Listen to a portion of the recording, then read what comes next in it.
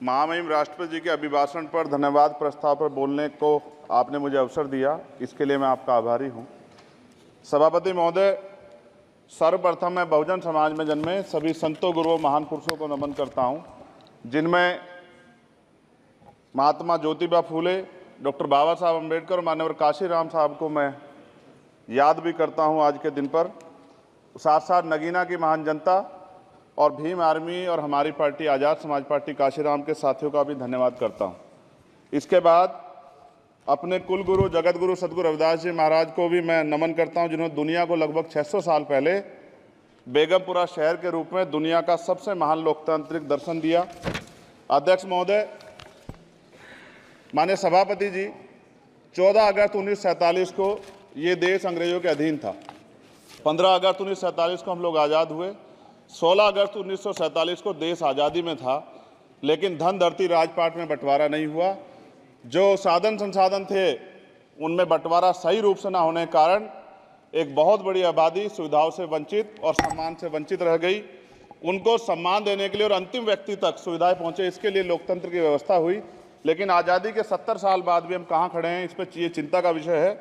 मैं मानता हूं कि सामाजिक न्याय तभी होगा माननीय सभापति जी, जब जातीय जनगणना पूरी होगी और जातीय जनगणना कराई जाएगी और साथ साथ संख्या के आधार पर आरक्षण जो है वंचित वर्गों का बढ़ाया जाएगा। उसके साथ साथ जब राष्ट्रपति जी अभिभाषण पर बात रख रही थी तो उन्होंने शहरी और ग्रामीण क्षेत्रों के विकास की बात कही और ये भी कहा कि दुनिया में सबसे उत्तम शहर हमारे यहाँ बने। लेकिन माननीय सभापति जी, 70% आबादी तो गांव में निवास करती है, तो गांव की आबादी के बारे में भी सोचना होगा कि उनका जीवन कैसे बदले। माननीय सभापति जी, उच्च शैक्षणिक संस्थानों में बहुजन समाज के जो छात्र हैं उनके साथ कास्ट एट्रोसिटी हो रही है, निरंतर उनकी हत्या हो रही है। साथ साथ जो सरकारी कर्मचारी हैं दफ्तरों में, उनके साथ भी जो SC ST OBC और मुस्लिम और अन्य धार्मिक अल्पसंख्यक, उनके साथ भी माननीय सभापति जी जातिगत और धार्मिक जो है शोषण किया जा रहा है। इसलिए मेरी मांग भी है कि पुरानी पेंशन को भी अध्यक्ष जी बहाल किया जाए। जो कर्मचारी देश की सेवा में लगे हैं उनका भी सम्मान होना चाहिए। साथ साथ सभापति जी, भाजपा ने चुनावी लाभ के लिए सबका साथ सबका विकास के नारे दिए, जो खोखले हैं, क्योंकि 10 साल में दलित, पिछड़े, आदिवासी, मुस्लिम और अन्य धार्मिक अल्पसंख्यक जो अत्याचार हुए हैं वो किससे छिपे हुए नहीं हैं। ये गलत है, ये बंद होना चाहिए। सभापति महोदय जी, महामहिम राष्ट्रपति जी के अभिभाषण में निजी क्षेत्रों में SC ST OBC को रिजर्वेशन देने का कोई उल्लेख नहीं हुआ है, जो कि आज चर्चा का विषय, क्योंकि 98% प्राइवेट सेक्टर है, 2% सरकारी सेक्टर है, तो 98% प्राइवेट सेक्टर में भी हमारी हिस्सेदारी की बात होनी चाहिए। माननीय सभापति जी, आशा कार्यकर्ताओं, आंगनबाड़ी वर्करों, भोजन माताओं के वेतन वृद्धि पे भी कोई उल्लेख नहीं हुआ है, वो भी अभी नंगे, उन पर भी सोचना पड़ेगा। माननीय सभापति जी, जिस क्षेत्र से मैं चुन के आऊँ नगीना से, वो बहुत पिछड़ा क्षेत्र है। उस क्षेत्र में कोई विशेष आर्थिक पैकेज नहीं दिया गया, रोजगार की सेवाएं नहीं है, नौजवान पलायन करता है। IIT, IIM, एम्स, केंद्रीय विद्यालय आदि शिक्षा में और चिकित्सा संस्थानों की स्थापना होनी चाहिए, जो कि नहीं है। और माननीय सभापति जी, मानसून सत्र आ गया है, मेरा क्षेत्र बाढ़ से बहुत प्रभावित है, इसलिए मैं आपसे आग्रह करूंगा कि वहां के लोगों को बाढ़ से निजात दिलाई जाए।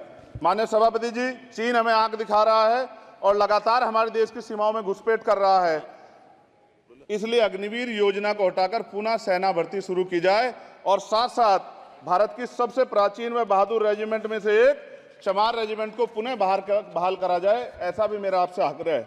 माननीय सभापति जी, पिछले सारे प्रधानमंत्रियों ने मिलकर जितना कर्ज लिया है उससे दुगना कर्ज हमारे वर्तमान के प्रधानमंत्री जी ने लिया है। किसान अगर अपना कर्ज माफ कराने के लिए जाता है तो लाठी झेलनी पड़ती है, जबकि सरकार ने धन्ना सेठों का 15 लाख करोड़ रुपया माफ किया है। इस ओर हमें ध्यान देना पड़ेगा, हमारी आने वाली पीढ़ियों को ये कर्ज चुकाना पड़ेगा। माननीय सभापति महोदय जी, किसानों को MSP की लीगल गारंटी तथा किसानों का कर्ज माफ होना चाहिए।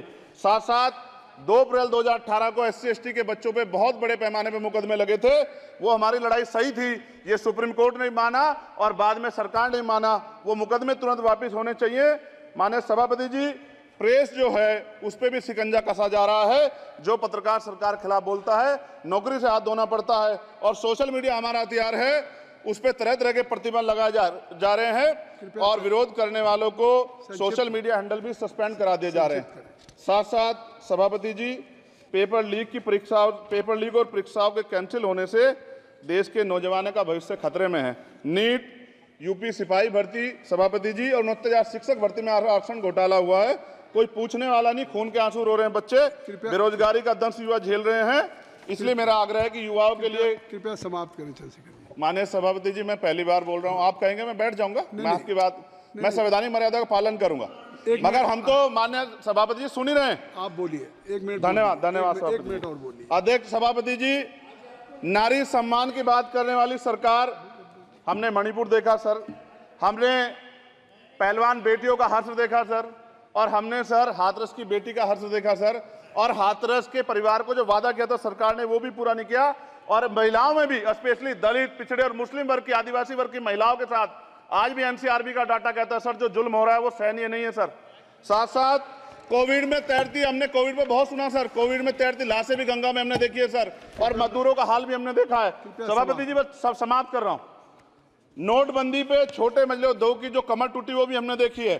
सभापति जी, शैक्षणिक संस्थानों, विश्वविद्यालयों में, चिकित्सा संस्थानों में ओबीसी एसटी के योग्य अभ्यर्थी को एनएफएस करके जिस तरह निकाला जा रहा है, लेटरल एंट्री करके जिस तरह हमारे रास्ते बंद किए जा रहे, ये भी हम देख रहे हैं सभापति जी।